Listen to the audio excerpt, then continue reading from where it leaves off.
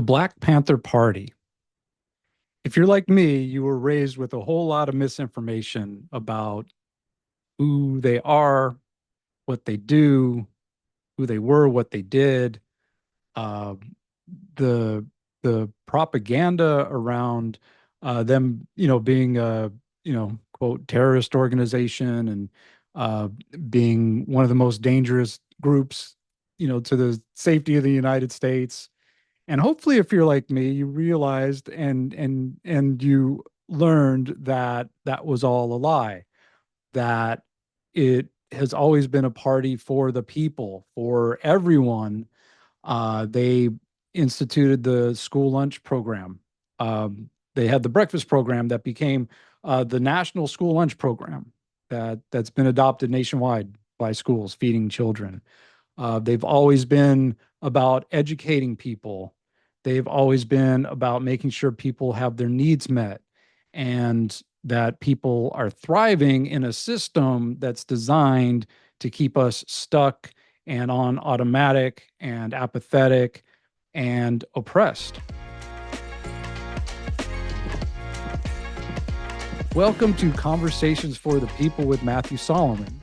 I'm Matthew Solomon, and I'm so excited today to connect you all and to talk to Bunchy Carter and Addo Aquitas of the Black Panther Party in Washington State and the National Panther Party, or the Panther Party.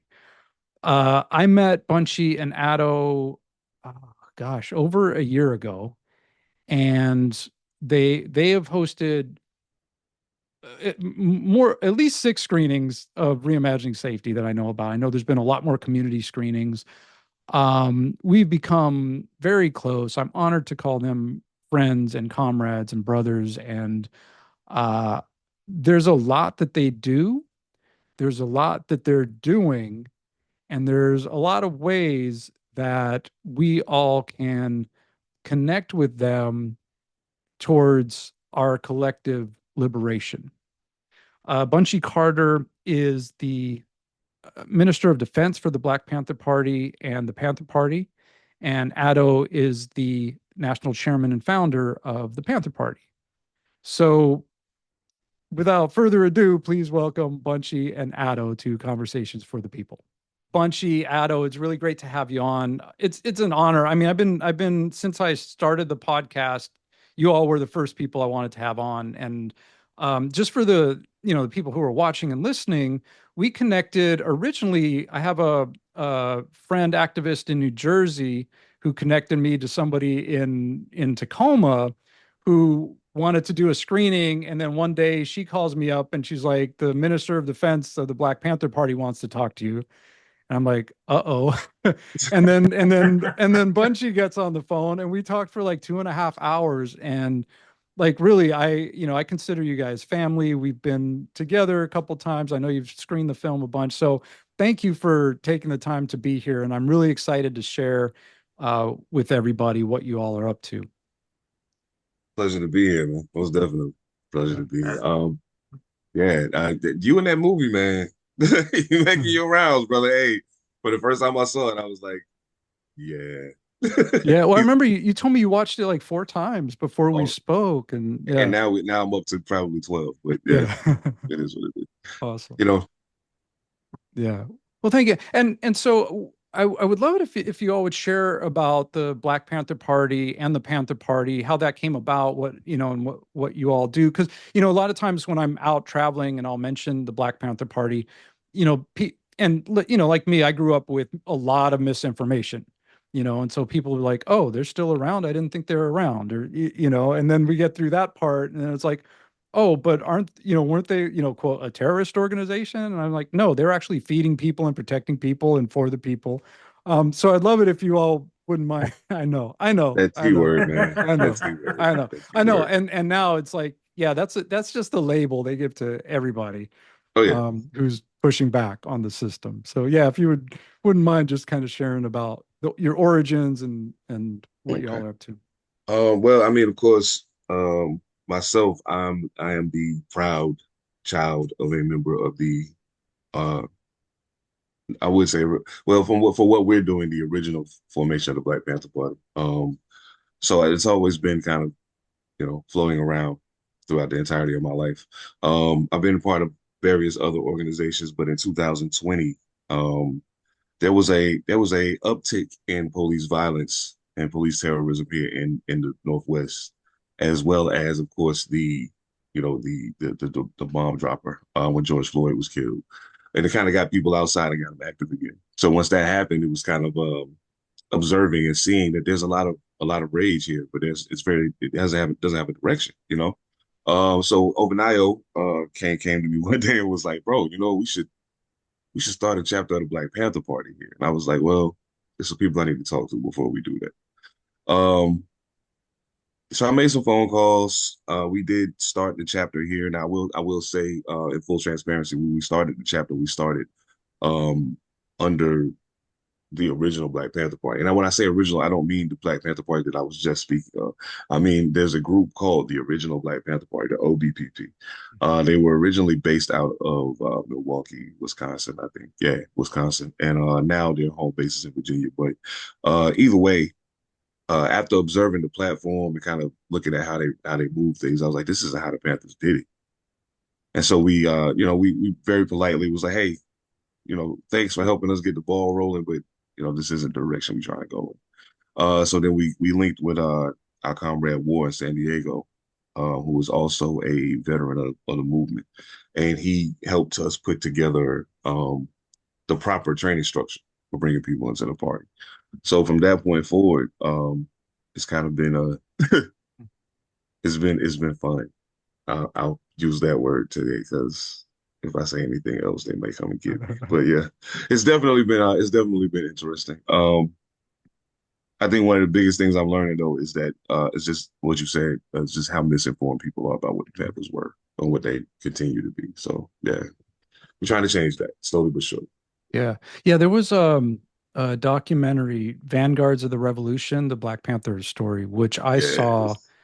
I think in 2016 or 2015, and it totally flipped the script for me. I was like, oh, something else I was taught wrong about.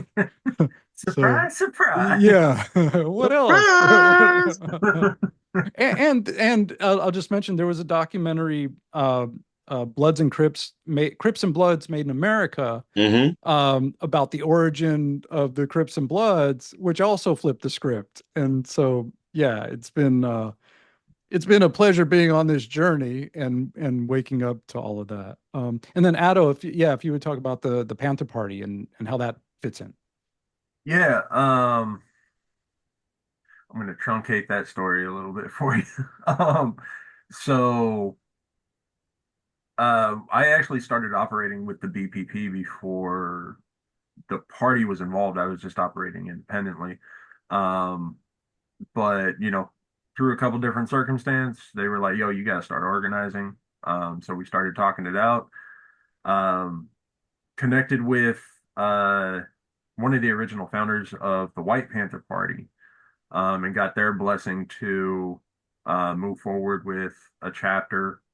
Um, but they said change the name because in 1971 they changed the White Panther Party to the Rainbow People's Party. Um, so they were like, change the name. You're going to be called a white supremacist. You're getting, people are going Mm. to say that you're, appropriating. Um, and we can't negate that. Like that's the way people are going to feel. So change the name. And in my stupid younger years, I said, we don't have to. Every time I got that logo on my chest, I'm gonna be standing next to him. Mhm. So we'll be good. And they were like, yeah, you're still gonna change the name. Just, let me know when you do. And so the Washington chapter of the White Panther Party started in May of 2021. Um, and then we started building, started organizing, and got our central committee together, put together all the fail safes that we had to put in place with Bunchy and the central committee of the Black Panther Party. and started operating as a singular chapter of the White Panther Party. We didn't get into the national structure that some other people had been building um, for various reasons. But Hey man, I just want to say real quick, and I hate to interrupt you, but I've seen you do a lot of things. I never knew that you were such a graceful dancer. But go ahead, do hey man, I'm big, but I'm swift. um, so yeah, we built our central committee, and in December of 2021, it was unanimously voted to change our name to the Panther Party. Um, because the Detroit Art Workshop that originally spawned the White Panther Party was accepting of any race, religion, orientation, gender, age, capability. Like, you know, if you were a creator, you had a place there. And that was very much the ideals of the White Panther Party as well. But there were so many organizations out there Mhm. that had already created a home for a lot of different ethnic backgrounds, and you know, they were like, okay, so here now we're going to create a place where white people can go to support the Black Panther Party and continue the revolution. So yeah, that's how the White Panther Party came about. That was their ideals, and that's why they changed their name to the Rainbow People's Party. And we Mhm. considered the Rainbow People's Party for a minute, um, but in our hearts, we were Panthers. Yeah, So it was like, well, let's just do the Panther Party, and that's why we fly under the flag of gray now. So we're awesome. accepting of everybody, Yeah, just as long cool. as you ain't a pig. Awesome. Thank you. And so what do you all do? Like what defines uh what you all, and I know it's a lot. that's a loaded question. Yeah. Okay, so I mean, one of the main things. I mean, if anybody knows anything about the party, education is point number one. Of course, many people are drawn to the firearms, uh, much like myself. But anyway, um, we do a lot of things in regards to education. So we have a community political education class. We do have a book club, which is named after, well, the community political education class is named after Afeni Shakur. The book club is named after our comrade Shay Brooks out of Chicago. We have the George Jackson Community Self-Defense class, which just took place yesterday. Um, FTP, Feed the People, which is probably our biggest and most consistent program. I mean, food is essential to the Mhm. survival of people. So, it's that's necessary. We have a lot of other things that are in development right now that are coming along. It's been a lot of it has been a case study and seeing what's missing and what needs to be Yeah. addressed, or what's being addressed in an insufficient manner. Um, the thing that I want to impart to people, and this is something that I actually hadn't thought about in a while. We used to say it a lot when we first started the chapter of the party, but I haven't said it in a while. But I will say it now. The advantage that we have is that now the Black Panther Party built a lot of programs because there was nobody doing those things. The advantage we have now is that as time has passed, there are other people who have taken up the mantle of doing certain things. So we don't have to necessarily reinvent the wheel. We just got to figure out how we can be a spoke in the wheel and help move that forward. And then likewise, I'm hoping that those same organizations would in turn say, hey, okay, then what can we do to help you? Um, so yeah, survival programs are a big part of what we're doing. A lot of, security stuff, because I just want to make an announcement. Ladies and gentlemen, the Black Panther Party is not the activist movement bodyguard segment. Just wanted to put that out there. We don't mind doing it, but it's a different purpose. You know what I'm saying? The gun has a different purpose. You know what I mean? Mhm. It's not about that. It's a different statement being made. But so yeah, survival programs are big. Education is big. There's been a lot of I think us working next to the Panther Party has done a great deal in regards to um, bridging some racial gaps in the city. So I think it's been very helpful in that regard as well. So that's a large part of what we do deals with that and just kind of trying to figure out how to reinvigorate people's imagination to bring them back to the table to actually make a move. Um, yeah, that's it. Yeah. Yeah, and then you mentioned education, and that's one of the things that you mentioned General Vanayo before. Like I've talked to him a lot. I've talked to both of you a lot. Um, reading Kwame Ture and Angela Davis, and like the knowledge that you all possess. And I know like you've read a lot, you've invested a lot of time in that, and I know that well, I'd love for you to share about what you can about the education process within within the party. But like, what is the role of education? Like, what do you wish people knew about education or about what you all teach and share with each other that people don't know?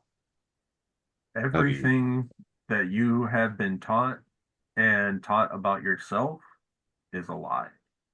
Mm, And the American education system was built to make laborers. It says that in some of the original writings for the American Board of Education, the very first one. It was founded by John D. Rockefeller. And he said that he was there to create laborers.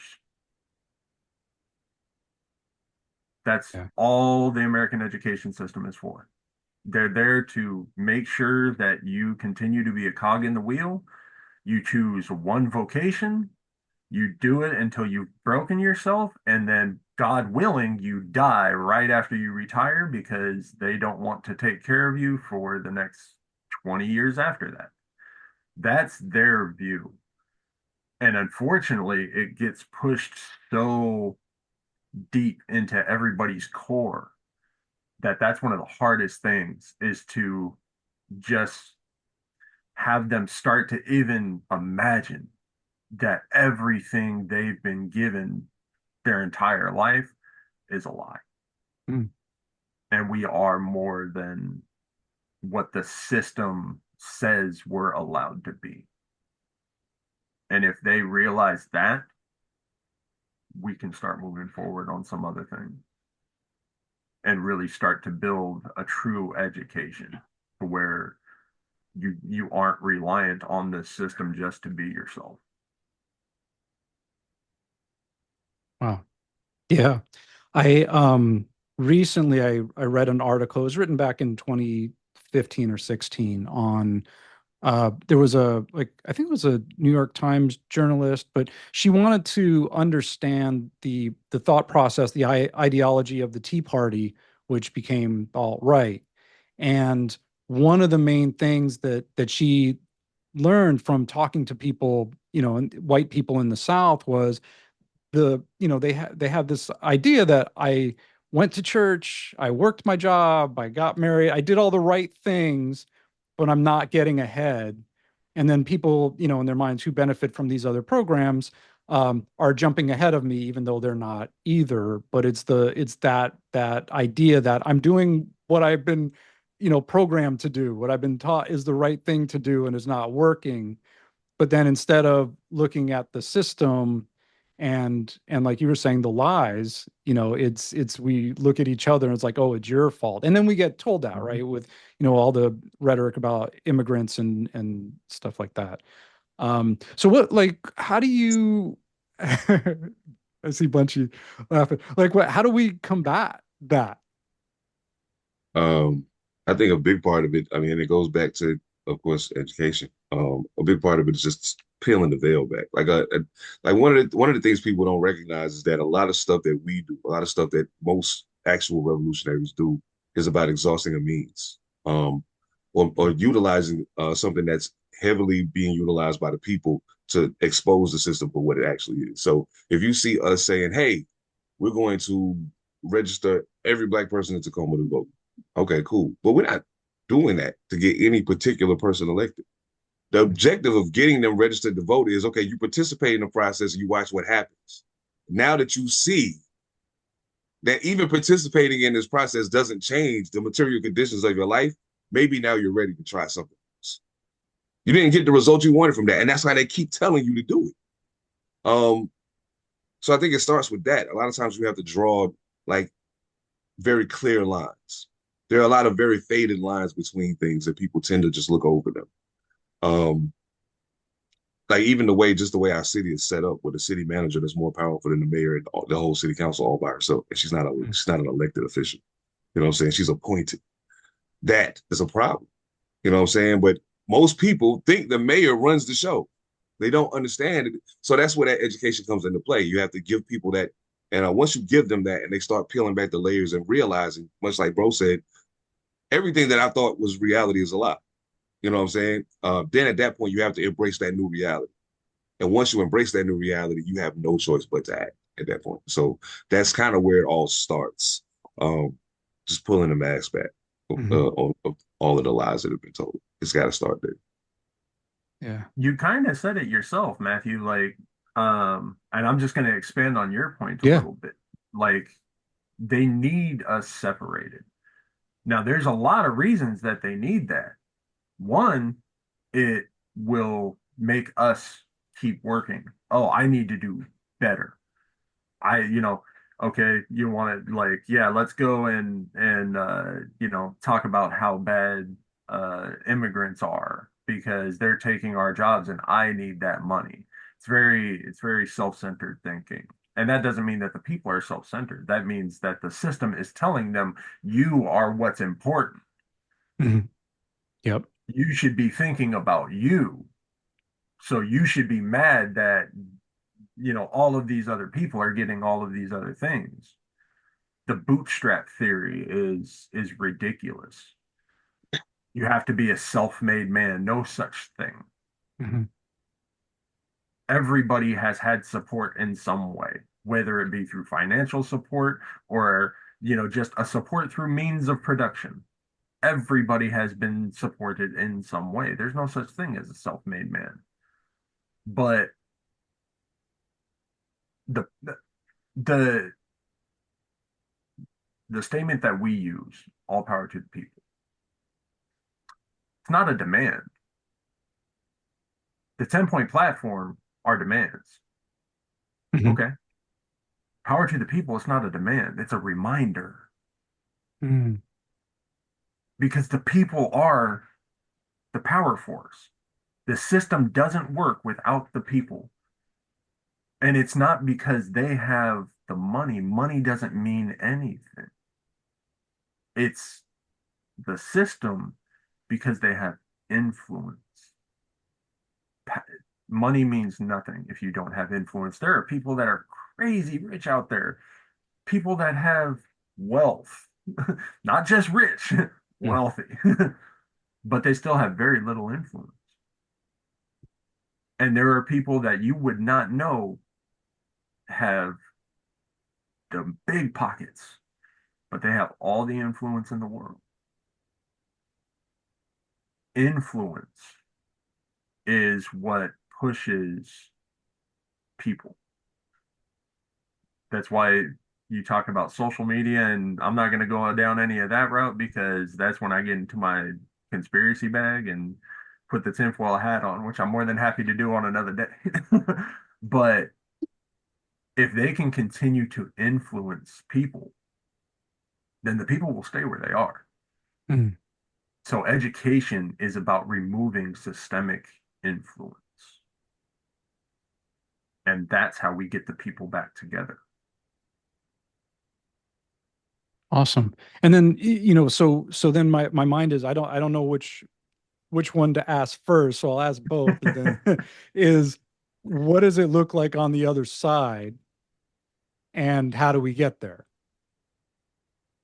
Man, um, okay. So here's the thing. Uh, a lot of people have a very romanticized idea about what revolution looks like. Yeah. What it's going to sound like, what it's going to feel like, how quickly it's going to happen, or how long it's going to take. Um, it's imperative that you let the people know that you inform the people that this is a protracted struggle that we're in. It's not going to happen overnight. It's not going to happen in a year. It's not going to happen in 5 years. Um, like realistically speaking, we've been actively fighting against imperialism and capitalism for almost 300 years at this point. Yeah. But the thing is having that sustained effort. So like the other side of this looks like a lot of people that we know and that we currently hold dear no longer being here. Um, a lot of the things that people looked at as institutions of their life will no longer be existent, because they don't realize at this juncture that that institution that they consider a part of their, part of their livelihood is actually oppressing. They have no idea what's going on inside that building. They just know that it's always been there. It's going to look like taking away the guessing about exactly how I'm going to feed myself tomorrow.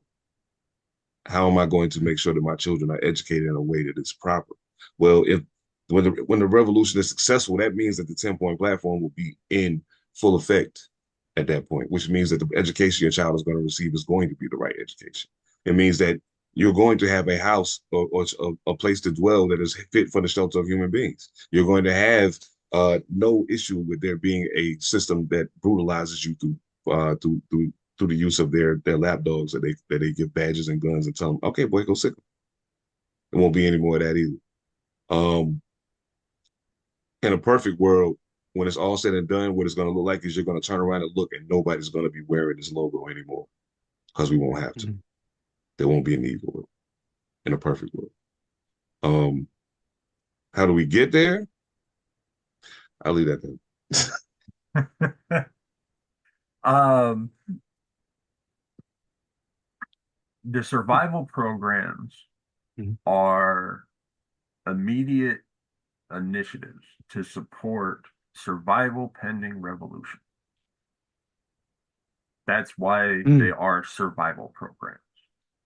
Now, the point of every survival program is to fill an immediate need, but then move toward that sustainability that Bunchy was talking about. So, what's next? The most important question revolutionary can ask. What's next? We fill an immediate need. Okay, how do we expand it? Cool. How do we make this platform sustainable? Cool. Now that we've accomplished that, we put it into the hands of the people. And you can look at the one that I like to focus on for an example is the Feed the People program, because it's just kind of a perfect structure of some of the nuance that we're talking about. We Mhm. have the Feed the People program. Cool. We can feed this many people, once a week. Okay, cool. How do we make it to twice a week or 3 times a week? Cool. Okay, now how do we expand to make more people?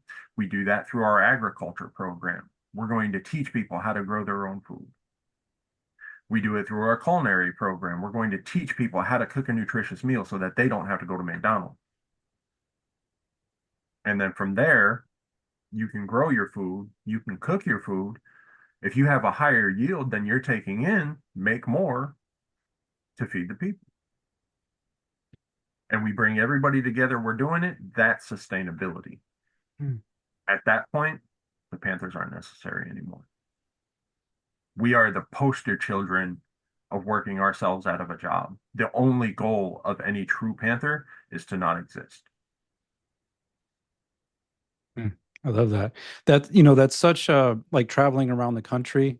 Um, Pretty much all the organizations, that are for real are like, yeah, I don't want to be doing this. I would rather be doing something. I want to be out of a job.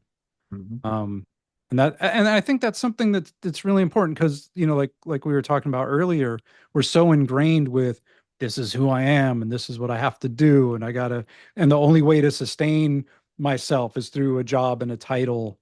Mhm. Um, but if we're working towards not having that, not needing that, being free of that, even, right? Because like even before we started recording, Addo, you were talking about how like even the title of chairman, right, is something that you were saying like I don't need that, right? It has all these other things attached to it, but it's important in the moment, and to get to a place where none of that is necessary and we're free of that is really amazing, and not how we're programmed. So I'm kind of just like chewing on this, in real time. Like, yeah, that's pretty great. Yeah. Um, yeah. And so you were talking, so the survival programs, and then recruitment, community involvement. I know we wanted to get into that. So what I know there's chapters that you all are setting up in other places. And then there's a recruitment process, and I would love it if you would speak to that also. Um, Yeah. yeah. There's a okay, so we I mean, yeah, the objective is always to grow, expand. So we do have, I'm not going to say where right now, but we Yeah. do have new chapters opening. New chapters, well, at least new places are being established to open chapters. We won't say the chapters are open yet. But I think the big thing with that is this, and this is the thing that I've noticed. Recruiting has been more difficult um, than it was probably in the 60s.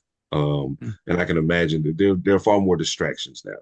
There are far many more things for people to make the false assumption that these things are important and to stay stuck to them. I had a guy, I was trying to have a conversation about the party with him, but he wouldn't get off TikTok long enough to talk to me. So um, I just kind of let it go. But I was like, yeah, like this is a big part of the problem. And I'm not saying that, now mind you, I'm not pointing the finger at TikTok and saying TikTok is a problem. What I'm saying is there have been so many things created to divide our attention that when something important comes to the table, the question is, how much are you willing to sacrifice everything else you programmed yourself to believe is important in order to focus on this thing?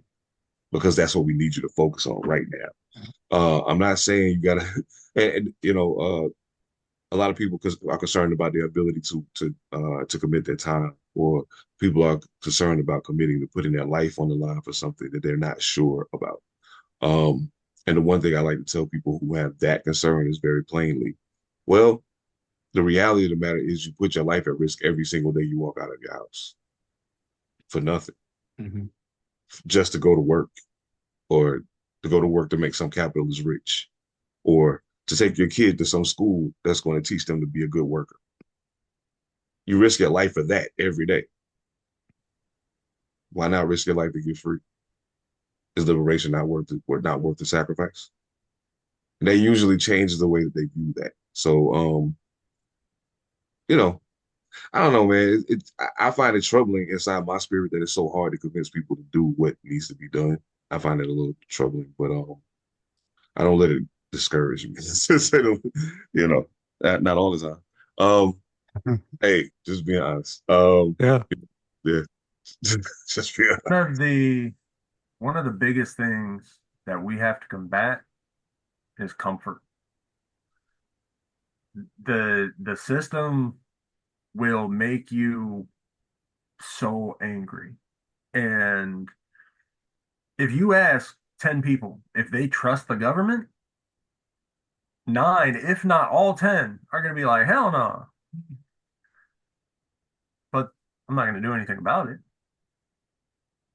because it is what it is. If people lose their job, they get really desperate until they come up with just enough money to cover their bills and be back comfortable. Nobody stops to ask why they had to be so desperate when they were in a bad situation. They shouldn't have had to, but now I'm not desperate anymore. Now I'm comfortable. So comfort's one of the biggest things that we have to combat. Tens of thousands of people were out in the streets for George Floyd because they had time. It's 2020, everything was locked down. Mm. But then people had to go back to work. People were able to go back to shows. People were able to get comfortable again. So now all of a sudden you don't see them in the street. People still dying. Pigs are still pigs. But now it just is what it is. So if we can combat that comfort, if people started getting comfortable with being uncomfortable and started asking why, it might be a little easier. But people are angry right now, and anger is important. So with the right level of anger, um, they'll ask the right questions, and then they can start getting good answers, and that usually helps people. But a few of the points that you brought up, recruiting, community volunteers, the National People's Corps, those are all kind of in the same realm of things because the bottom line is just like the system means nothing without the people, the Panthers mean nothing if they don't have the community supporting them. If we're not doing it right and the community's like, no, we don't mess with them, then we're not Panthers. Because the Panther is supposed to be there to help their community.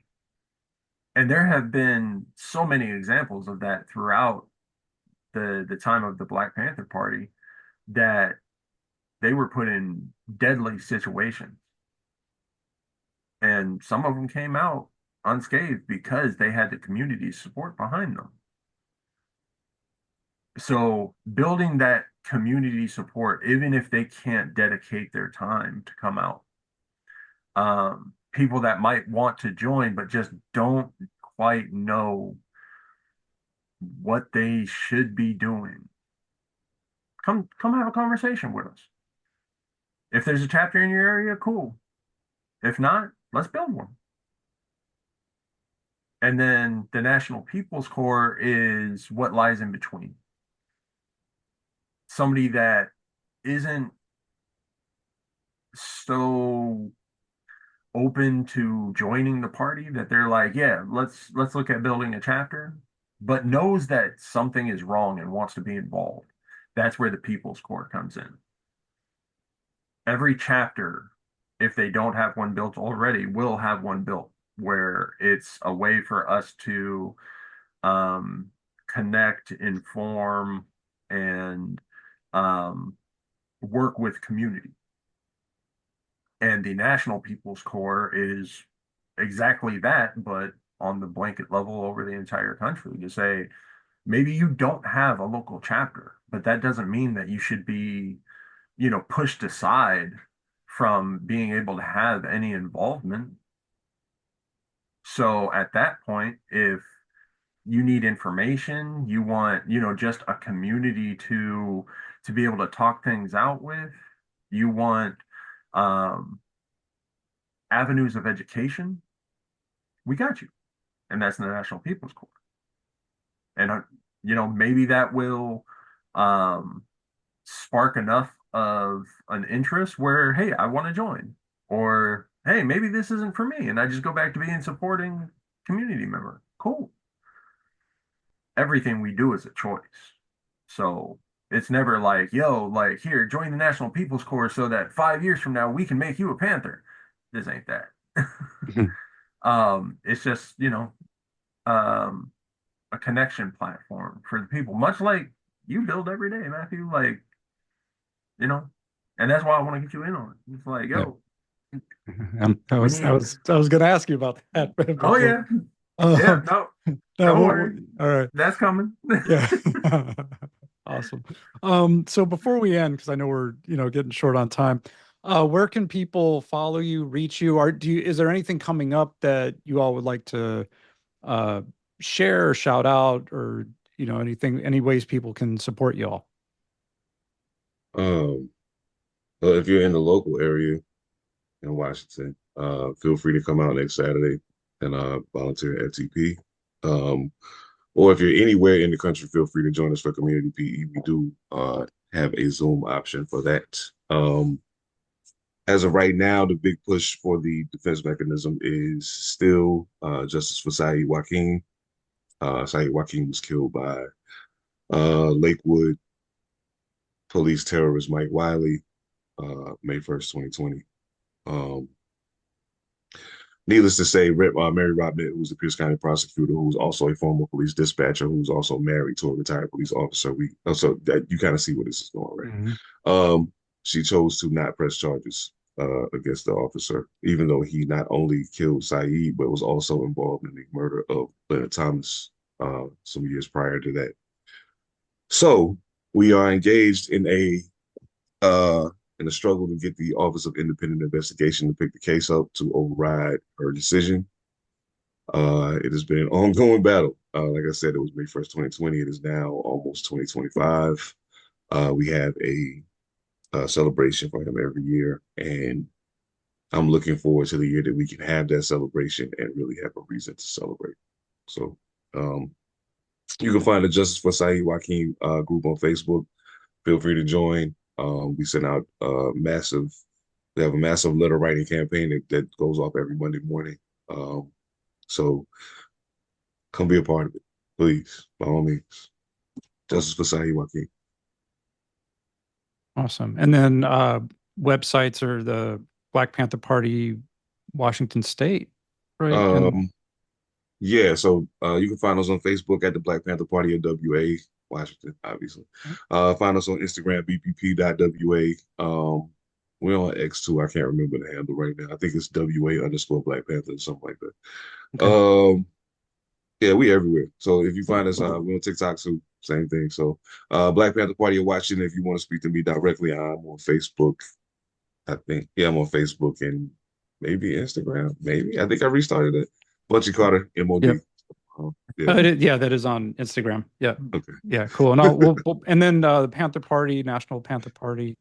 Yeah, a lot of our handles are National Panther Party. Some of them are just the Panther Party. So yeah, I mean we're all over. Yeah, if you pull up the Panther Party, the main thing is just look for that logo. Yeah. Cool. If And you see that one, that's usually the thing. But yeah, as far as the national push, the National People's Corps will be rolled out within the month. There's a lot of different programming that we're building on a national scale to be able to push that. And yeah, just if anybody's interested or just has questions, like there's no obligation to join by just reaching out and saying hi. A lot of people seem a little hesitant to just reach out and just like, yo, yeah, let's talk. I know I'm the same way with the film. Like, just email me or follow me on Instagram. We'll talk. Yeah, and we'll put all your links and everything in the show notes for people listening in also. Oh, okay. Absolutely. Yeah, but anyway, Bunchy, Addo, thank you so much. It's been such a pleasure to spend time with you and to share about what you're doing with folks. So thanks for being here. Thank you so much for joining us and listening in. I'm always happy to talk to those guys and hang with those guys and to make them and what they do available to all of you. We'll put all their contact information in the show notes. Please check out Reimagining Safety at reimaginingsafetymovie.com. Follow us on Instagram, Reimagining Safety Movie. Follow Conversations for the People on Instagram, and like and share and subscribe and do all of those things to support the podcast. And as always, thank you for listening. Thank you for watching Conversations for the People. And until next time, all power to the people.